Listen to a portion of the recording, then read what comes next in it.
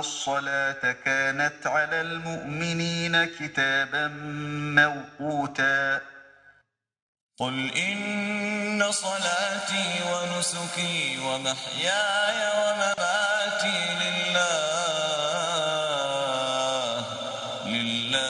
رب العالمين. A'udhu billahi minash shaitanir rajim, bismillahir rahmanir rahim, chers téléspectateurs, salam alaikum wa rahmatullahi wa barakatuh. Bonsoir chez vous et soyez les bienvenus dans le cadre de cette émission, le message de l'islam. Ce soir, nous parlerons des préjugés sur l'islam et nous recevons sur ce plateau un frère qui vient de Paris, un prédicateur. Il s'agit de Eric Younous. Salam alaikum wa rahmatullahi wa barakatuh. Wa alaikum salam wa rahmatullahi wa barakatuh. Alors, vous êtes là dans le cadre d'une série de conférences que vous animez pendant le mois de Ramadan. Vous allez sillonner Port-Gentil, France-Ville, et vous êtes à Libreville dans le cadre de cette série de conférences. Déjà, peut-être pour commencer, soyez les bienvenus dans notre pays. Je vous remercie, c'est un honneur pour moi d'être ici, d'être parmi vous. Et je voudrais rendre en premier lieu la grâce à Allah subhanahu wa ta'ala de nous avoir permis de venir vous visiter. Et dans un deuxième temps, de venir ici dans ce plateau pour m'adresser directement aux Gabonais. D'accord. Donc peut-être avant de rentrer dans le vif du sujet qui concerne les préjugés sur l'islam, peut-être rappeler les différentes conférences que vous allez animer, les thèmes des différentes conférences que vous allez animer à Libreville, France-Ville et Port-Gentil. Déjà à Libreville. Alors les thèmes sont différents et variés. Bien évidemment, la première des choses que je me dois absolument d'aborder, c'est le Ramadan. Ce premier jour de Ramadan qui a été hier, une grande adoration, une des plus grandes adorations des musulmans. Donc la première conférence que j'ai donnée était les 7 trésors du mois de Ramadan. De même, nous allons enchaîner avec, Inch'Allah, d'autres thèmes tels que mon paradis est dans ma poitrine, qui adores-tu, donc la connaissance d'Allah, qui sommes-nous face à Allah. Aussi se poser des questions sur ce que nous sommes, ce qu'est le péché, la notion de péché en islam, la notion aussi de repentir en islam, la femme future de l'islam, qui de même est une conférence, beaucoup de thèmes variés. D'accord. Alors on revient peut-être sur vous. Vous êtes européen, vous avez embrassé l'islam, vous êtes converti à l'islam. Déjà peut-être avant de venir sur les raisons de votre conversion à l'islam, qu'est-ce que vous faites actuellement? Vous êtes prédicateur, vous êtes imam, vous êtes encore étudiant, vous êtes chef d'entreprise? Alors je suis encore étudiant, il me reste encore un an pour compléter mon cycle de Master 1 en théologie comparée et de spécialisation de la jurisprudence et de ses fondements, la jurisprudence islamique et de ses fondements. Lorsque je rentre l'été, j'anime, alhamdoulilah, la prière du vendredi dans une grande mosquée qui est la mosquée de Gennevilliers sur Paris.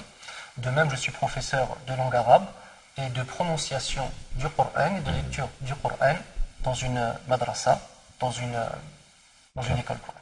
D'accord. Ok. Alors, vous êtes étudiant à l'Université islamique de Médine? Oui, exactement. En Arabie Saoudite? En Arabie Saoudite. D'accord. Donc, quelles sont les raisons qui vous ont amené à embrasser l'islam? Pourquoi vous êtes devenu musulman? À vrai dire, la question de l'islam ne s'est pas posée directement pour moi.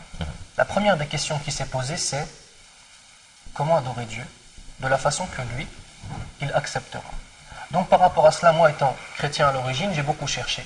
J'ai beaucoup lu sur la chrétienté, les différents mouvements, les différentes tendances. J'ai lu aussi sur le judaïsme, j'ai lu aussi sur le bouddhisme.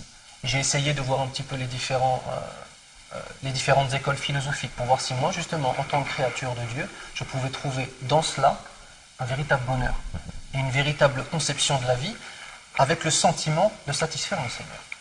Et je dois bien vous avouer que lorsque j'ai lu sur l'islam, les réponses se sont faites extrêmement claires. Une religion simple, une religion où la relation est faite directement entre l'adorateur et son créateur. Donc on peut dire que vous avez eu la démarche de ce célèbre compagnon du prophète alayhi salam qui s'appelait Salman al-Faris, le chercheur de la vérité. Donc vous avez cette curiosité intellectuelle d'embrasser l'islam. Je crois sincèrement que toute personne sincère se doit de s'interroger. Et peu importe la religion que nous avons à l'origine, il faut tenter de chercher de trouver les réponses. Si maintenant nous sommes face à quelqu'un qui ne sait pas nous donner les réponses, ou alors face à une religion qui n'arrive pas à répondre à des véritables besoins que chacun d'entre nous rencontrons, je pense qu'à ce moment-là, il faut commencer à se poser une question sur d'autres religions. D'accord. Alors, quand vous décidez d'embrasser l'islam, l'entourage immédiat, votre père, votre mère, vos soeurs, vos frères, vos amis, la réaction? Alors, bien évidemment, par rapport au visage médiatique qu'a l'islam à l'heure actuelle, c'est une chose qui fait peur, malheureusement. C'est une chose qui fait peur, donc il a fallu pour moi toute une période d'éducation, toute une période de justification de mon choix.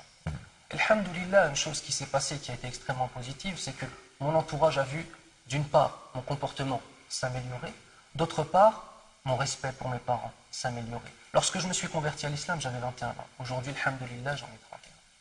Donc, ce cheminement personnel, je me suis rendu compte que parler simplement de l'islam était une chose, le vivre en était une autre. Et celui qui vit l'islam a une lumière dans sa poitrine qui va forcément éclairer les gens autour de lui. Au bout de 6 ans de ma conversion à l'islam, pour vous dire, ma mère qui était farouchement opposée à l'islam, s'est convertie à l'islam. Alhamdulillah. Donc, et les amis, fréquentation, vous avez systématiquement arrêté avec les...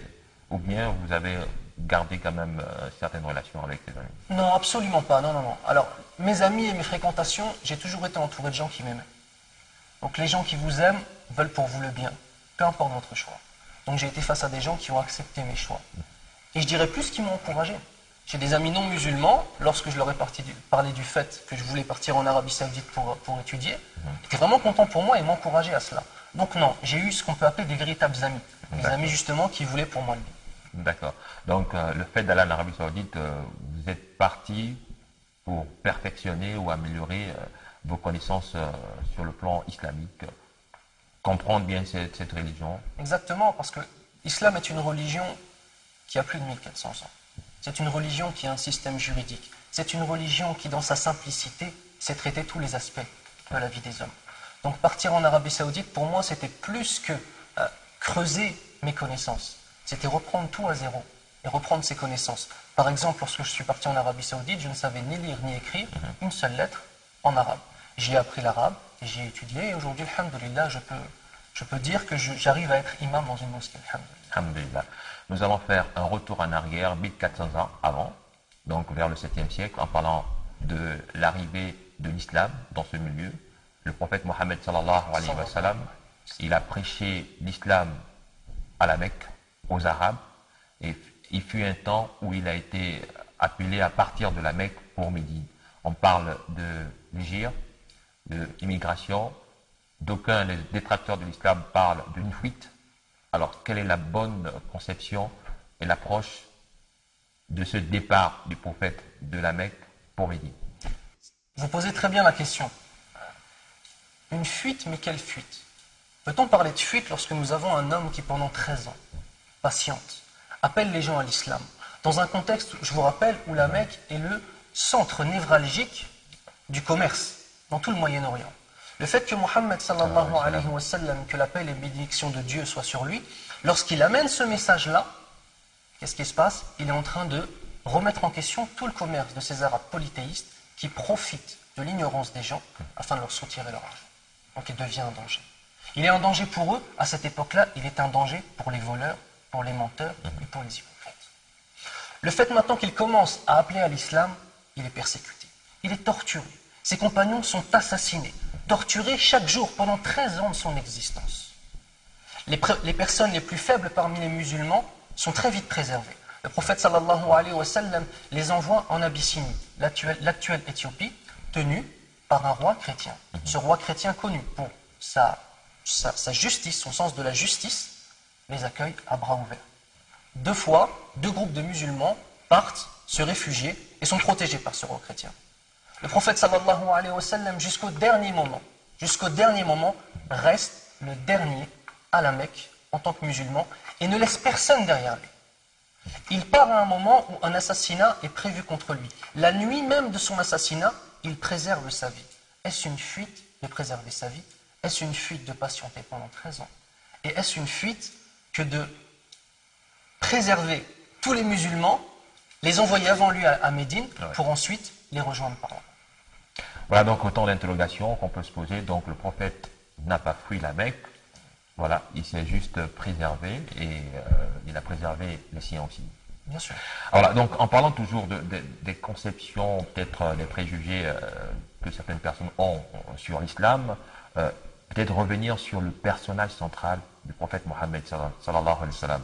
Sommairement, qui était cet homme qui sortait de nulle part, qui ne savait ni écrire ni lire, qui n'a fréquenté aucune école ou bien aucune grande université, mais il sort avec un message aussi grand, un message universel. Qui était-il cet homme? Alors ce message universel, ce message si grand, vous soulignez très bien qu'il ne savait ni lire ni écrire. La raison en est très simple, c'est que ce message a mal. Et que l'éducation que Mohammed sallallahu alayhi wa sallam a reçue, c'est une éducation émanant de Dieu pour lui. Ça, c'est un premier élément extrêmement important. Le deuxième élément, c'est dans quel contexte le prophète Mohammed sallallahu alayhi wa sallam arrive-t-il? À qui s'adresse-t-il?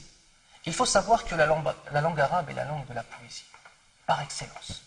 Il faut savoir que lorsqu'un homme voulait prouver sa valeur, il devait faire des poèmes en public, afin que les gens voient son éloquence. Lorsque le prophète sallallahu alayhi wa sallam s'adresse aux Arabes, il s'adresse à des maîtres de l'éloquence. Et Allah, afin de répondre à ce besoin précis d'éloquence, lui révèle le Coran, qui en lui-même recèle les plus hauts degrés d'éloquence. Et lorsque les Arabes entendent le Coran, simplement l'entendent, ils se convertissent à l'islam. Ce personnage de Mohammed sallallahu alayhi wa sallam n'est pas un personnage compliqué, c'est un personnage simple. C'est un personnage plein de patience, plein d'amour, de compassion, qui sait aimer les gens, qui fait aimer les gens et qui éduque la population. Il était le meilleur des hommes. Le meilleur des hommes, la meilleure des créatures qu'Allah ait jamais donné sur cette terre. Pas plus. Il était le plus grand. En fait, on va dire qu'en parlant de sa générosité, de sa moralité, même avant l'islam, il était déjà reconnu comme quelqu'un d'honnête. Il était appelé Al-Amin, c'est-à-dire celui à qui on peut confier le dépôt. Le prophète sallallahu alayhi wa sallam, lorsqu'il reçoit le message de l'islam, il a tout un passé. Et ce passé, comme vous l'avez dit, c'est d'être reconnu comme un homme droit, comme un homme juste, comme un homme qui ne ment jamais. Un homme, s'il vous dit que telle chose est ainsi, telle chose est ainsi, et tout le monde aurait pu le jurer. Donc, tout ce travail avant le message de l'islam, de la construction de sa personnalité, est un élément extrêmement important, car lorsque vous avez par exemple un homme qui vient, qui est connu pour être un menteur, pour être quelqu'un, un voleur, et qu'il vient vous ramener un nouveau message, bien évidemment, vous n'allez pas le croire. Mais si vous avez un homme qui est connu uniquement dans le bien, dans le fait d'aider les gens, dans le fait d'être la représentation même de la miséricorde envers les gens, cette personne-là, bien évidemment, son message va avoir un poids, et les gens vont l'écouter. Et c'est ce qui s'est passé avec le message de l'islam. Alhamdulillah. À l'âge de 40 ans, il reçoit la révélation, le message universel. Ce message est le Coran. C'est quoi le Coran? Le Coran, c'est ni plus ni moins que la parole d'Allah, la parole de Dieu, Allah subhanahu wa ta'ala. Ce n'est pas un livre inspiré, c'est un livre révélé. C'est-à-dire que le prophète Mohammed sallallahu alayhi wa sallam ne parle pas de son propre chef pour dicter le Coran, mais c'est une révélation directe de Dieu à lui. Ce Coran devient le guide de la communauté musulmane. C'est le livre de chevet de tout musulman. Bien sûr. Aujourd'hui, certains détracteurs parlent des versets sataniques autour du Coran, parlent d'un message qui ne serait pas universel. Alors peut-être, quelle est l'explication réelle du contenu de ce message? L'explication réelle du contenu de ce message, c'est une relation exclusive entre la créature et son créateur. Ça, c'est la chose la plus importante. On a tendance parfois, avec ce visage médiatique un peu diabolisé qu'on fait de l'islam, qu'au final, l'islam, c'est même pas une religion. Subhanallah. Qu'au final, l'islam n'est pas vraiment une religion. Et pourquoi est-ce que telle ou telle personne décide de devenir musulman? La réponse est que l'islam est une religion. L'islam est la religion, par excellence, de l'adoration d'Allah, lui seul et unique. C'est la première des choses. Après cela, le Coran, bien évidemment, répond aux besoins de l'humanité. Aussi bien il y a 1400 ans que maintenant, et ce, jusqu'au jour de la résurrection. On ne sait pas quand est-ce qu'il arrivera, mais jusqu'au jour de la résurrection, le Coran apportera des réponses.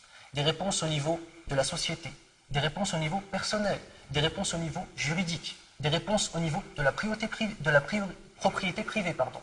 Toutes ces réponses-là sont contenues dans le Coran. C'est une réponse. Allah subhanahu wa ta'ala dit dans le Coran, ذَلِكَ الْكِتَابُ لَا رَيْبَ فِيهِ هُدًى لِلْمُتَّقِينَ. Voici le livre auquel il n'y a aucun doute. Il est une guidée pour les pieux. Et c'est ce qu'est le Coran, une guidée pour nous. Un message, le Coran détient le message universel. Dans le Coran, nous avons les récits des anciens prophètes. Dans ce Coran, nous avons la conduite à suivre. Dans ce Coran, nous avons le message d'Allah adressé à l'humanité, que ce soit les hommes et les djinns. Pour parler du contenu de ce message, le Coran relate certains noms des grands prophètes. Bien sûr. On peut les connaître, ces prophètes, que beaucoup peut-être ignorent que dans l'islam, on se résume au prophète Mohammed sallallahu alayhi wa Non, sallam. pas du tout. Le prophète Mohammed sallallahu alayhi wa sallam est le dernier des prophètes. Il vient avec, comment dirais-je, Allah subhanahu wa ta'ala a révélé à tous les prophètes le même message. Ne m'adorez que moi. Ça c'est le message. C'est un message qui est le message qu'Allah a donné à ses créatures. Le prophète sallallahu alayhi wa sallam vient et répète ce message tout comme l'a dit Jésus, Isa, tout comme l'a dit Moïse, Moussa, tout comme l'a dit Adam alayhi salam, c'est-à-dire Adam, notre père à tous, tout comme l'a dit David, tout comme l'a dit Salomon, tout comme l'a dit, tous les prophètes de la Bible sont reconnus au sein même de l'islam. L'islam est venu pour dire attention, attention, certains écrits ont été perdus. Il nous faut absolument revenir à l'origine et donner un message qui sera purifié de toute falsification, de toute altercation. D'accord. Alors, autre préjugé que des gens portent sur l'islam, la mort. C'est un mystère. Et vous, peut-être à votre conversion, on ne vous a pas posé cette question de savoir, alors quand vous allez mourir, qu'est-ce qu'on fera de votre corps? Est-ce qu'on doit rapidement le précipiter dans la tombe ou on va l'enterrer comme les rituels que nous connaissons habituellement, grande cérémonie, par preuve d'amour, on vient pour faire ses adieux. Bien sûr. Déjà, il faut, comme vous l'avez dit très justement, c'est une preuve d'amour que les gens font la plupart du temps lorsqu'ils font ces grandes cérémonies. D'accord. Ça, c'est une chose qu'on ne doit absolument pas remettre en question. Ces gens-là, lorsqu'ils font une cérémonie, lorsqu'ils font une veillée, lorsqu'ils invitent leurs proches, c'est une preuve d'amour pour leur mort. La question donc à se poser, ce n'est pas la justification ou non de cette cérémonie pour eux. La question à se poser, c'est qu'est-ce que l'islam dit de ce type de cérémonie? Il faut savoir que le musulman est heureux de rencontrer son Seigneur. Nous avons même une parole du prophète sallallahu alayhi wa sallam qui, dans la traduction, nous dit, où le mort dit « Amenez-moi à mon Seigneur, amenez-moi à mon Seigneur ». Lorsque le musulman meurt, il est impatient de rencontrer son Seigneur, Allah. Pourquoi? Parce qu'on veut toujours rencontrer celui qu'on aime. Et celui qu'on aime, on est impatient. L'envie de le rencontrer nous brûle. On veut absolument le rencontrer, on veut absolument le voir. Et donc le musulman est pris, est enveloppé, est lavé dans un simple linceul. La simplicité. La simplicité de la mort. Regardez, il y a un autre hadith du prophète sallallahu alayhi wa sallam où il nous informe que 3 suivront le musulman jusqu'à sa tombe. 2 s'en retourneront, un seul restera avec lui. Ces 3 sont sa famille, ses biens et ses œuvres. Sa famille et ses biens s'en retourneront, seul restera avec lui ses œuvres. Cet homme-là va rencontrer Allah avec ses œuvres. Sa famille et les gens qui sont autour de lui à ce moment-là ne lui seront d'aucune utilité. Nous allons rencontrer Allah et le musulman est pressé de rencontrer Allah subhanahu wa ta'ala. Aussi bien le musulman apprend dans sa relation avec son Seigneur et avec les créatures qui l'entourent, il apprend à vivre, aussi bien il apprend à mourir. Beaucoup ignorent encore comment peut-être le mort musulman est traité. Beaucoup pensent que quand un musulman décède, on le casse le cou, on brise ses os, c'est-à-dire qu'on broie complètement son corps. Est-ce que c'est une conception qui existe dans la tradition musulmane? Non, je tombe de haut dans ce que vous me dites. Alors, absolument pas. Le musulman, le corps du mort est respecté. Le corps du mort est pris, est amené, lavé, parfumé, enveloppé dans un linceul, porté, mis en tombe. C'est simple. À aucun moment, on ne touche à son intégrité physique. Bien au contraire, bien au contraire. C'est une notion complètement fausse. Ça ne vient absolument pas de l'islam. Ouais. Alors pourquoi le musulman ne met-il pas le corps dans une caisse ou une boîte ou un cercueil, mais préfère l'enterrer directement? C'est de la terre que vous êtes venu, c'est à la terre que vous retournez. La simplicité dans cette mort. Il faut bien comprendre que la mort est celle qui va nous enlever tout ce qu'on avait dans cette vie. Est-ce que cela sert-il à quelque chose de vouloir emmener plein de choses avec nous? La simplicité dans cette rencontre avec notre Seigneur. On prend ton corps, Akhil Karim, on te lave pour que tu sois propre, on te parfume pour que tu sois propre, on t'enveloppe, on te met au sein même de cette terre. Lorsque vous assistez à un enterrement musulman, et ça a été la première fois de ma vie à Médine que je l'ai fait, j'ai été, subhanallah, émerveillé par ça, je vous assure. Par cette simplicité, par le fait, on va même parler d'autre chose, au niveau économique. Il y a des gens qui font des cérémonies et qui se ruinent. Il y a des gens qui vont dilapider l'héritage de ce mort-là pour faire une cérémonie pendant une semaine. Et les orphelins qui restent derrière lui n'auront quasiment rien. Certains même s'endettent pour cela. En islam, tout ça, ça n'existe pas. La simplicité, à quoi cela sert-il de vouloir faire toutes ces choses-là pour le mort alors que son cas est auprès d'Allah et que ce mort est heureux de rencontrer Allah? Laissez-le partir, en paix. Encore que de son vivant, on ne l'assistait pas. On ne lui donnait pas tout ce qu'on lui donne maintenant au jour de sa mort. Allah, subhanallah. C'est vrai ce que vous dites. C'est vrai ce que vous dites. Parfois, on assiste à des gens qui délaissent les morts toute leur vie, enfin, délaissent la personne qui va mourir toute sa vie, subhanallah, et ensuite, on va dire, un élan de mauvaise conscience qui fait que cette personne-là va rester, va soi-disant s'afficher en étant un véritable ami. Le véritable ami est celui qui est là chaque jour pour la personne, c'est l'aider, c'est lui prouver son amour et c'est l'amener vers le bon chemin. D'accord. Dernier aspect de cette émission, le statut de la femme en islam. Autre préjugé, la femme. Alors, quelle est la place que l'islam accorde ou réserve à la femme? Alors déjà, il faut savoir une règle de base générale qui est illustrée par un verset du Coran qui est « Inna akramakum indallahi atqakum » ce qui signifie, certes, le meilleur d'entre vous auprès d'Allah, le plus noble d'entre vous auprès d'Allah est le plus pieux, ou est la plus pieuse. C'est-à-dire que la valeur d'un individu auprès d'Allah ne se fait pas par rapport au fait qu'il soit un homme, ou une femme, ou même un enfant, ou même un homme âgé. C'est ta piété. Ce que tu fais pour ton Seigneur et quel type de relation tu as avec ton Seigneur. Est-elle forte, est-elle sincère? Ça, c'est une chose de base. Nous n'avons pas de discrimination vis-à-vis des femmes. Autre chose qui parfois amène une interrogation assez forte, l'apparence de la femme musulmane. L'apparence de la femme musulmane qui est voilée. Je vais vous donner une règle simple. Tout ce qui est précieux est préservé. Et ça, c'est Dieu qui nous l'a enseigné, même dans la nature. Le nectar d'une fleur, la chose la plus précieuse, elle est toujours préservée. Une noix, elle est préservée par son écorce. Un arbre a son écorce. Il faut préserver la chose qui est précieuse. Nous n'avons rien de plus précieux que nos femmes. La femme, ce n'est pas simplement un élément du futur de l'islam. La femme, c'est le futur de l'islam. La femme, c'est le futur de la société. Pour une raison simple, elle est celle qui va donner l'éducation à nos enfants. Comme on dit, derrière tout grand homme, il y a une grande femme. Donc, cette femme-là, en tant que femme musulmane, elle est respectée en tant que musulmane et elle est l'égale de l'homme vis-à-vis de Dieu. Ensuite, maintenant, dans la vie de tous les jours, il y a aussi des obligations, il y a aussi des devoirs. L'homme se doit, lui, de ramener la subsistance à la femme, afin de lui permettre justement de pouvoir se consacrer à l'éducation de ses enfants, pouvoir se consacrer au fait de profiter de sa religion, rencontrer des amis à elle, avoir un cercle d'amis positif, éloigné de toute médisance ou de tout mensonge, de toute hypocrisie. Donc l'homme est là pour préserver sa femme, pour l'aider à se préserver, et les femmes musulmanes sont des princesses qui se voient. Les gens pensent que la femme musulmane n'a pas un niveau d'études.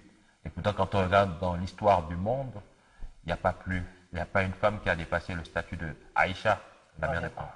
Exactement. Le deuxième plus grand rapporteur de hadith du prophète sallallahu alayhi wa sallam, rapporteur des paroles authentiques du prophète sallallahu alayhi wa sallam. Tous les compagnons du prophète sallallahu alayhi wa sallam partaient la voir, étudiaient avec elle, derrière un rideau, et prenaient de elle la science. Elle était celle vers qui on revenait lorsqu'on avait un problème juridique, lorsqu'on avait un problème personnel. Elle était celle qui, par excellence, faisait des donations. La femme en islam a, elle, l'opportunité de pouvoir choisir ce qu'elle veut faire. Et on encourage toujours les femmes à se cultiver, à apprendre à lire, à apprendre à écrire. Pour elle, pour son épanouissement personnel, et de même pour ses enfants et la vie familiale. Voilà donc, chers frères, merci d'être passé sur ce plateau. Grand plaisir. Il faut peut-être rappeler aux téléspectateurs, vous n'êtes pas seul, vous êtes accompagné. Bien sûr. Vous êtes avec un autre frère, Steve Abdelkarim. Steve Abdelkarim, qu'on recevra, Inch'Allah, à la prochaine émission. Inch'Allah. Sur ce, on se retrouve le vendredi prochain à la même heure, toujours avec le même plaisir. Wassalamu alaikum wa rahmatullahi wa barakatuh.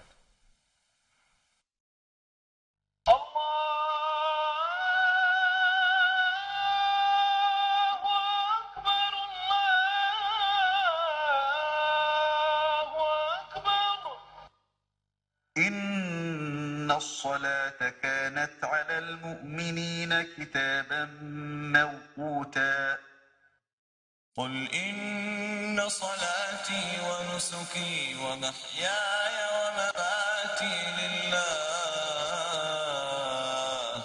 لله رب العالمين